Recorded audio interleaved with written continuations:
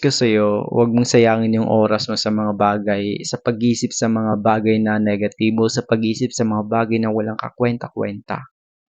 Ang pinaka-point ko dun, wag mong, sayangin yung oras na yun sa isang sitwasyon, sa isang negatibong sitwasyon, sa isang pangyayaring sobrang bigat. Wag na wag mong sayangin. Kasi pagtanda mo, dun mo na walang kuwenta pala yung mga bagay na nangyari sa atin nung bata pa tayo. Dapat hindi natin pinagtuunan yun, dapat nag-explore pa tayo, naging masaya pa tayo, ang dami pa nating dapat ginawa. Kaya wag na wag mong sayangin yun kung may problema kung may pinagdadaanan ka ngayon, hayaan mo lang yan, lilipas lang yan, eh, dadaan lang din yan.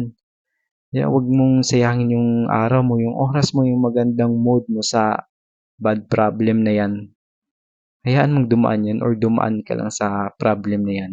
Wag mong sayangin yung oras mo sa kanila, sa kanya, sa mga bagay, sa mga tao na walang ambag, walang kakuwenta-kuwenta, yung mga taong hindi tayo binibigyang halaga.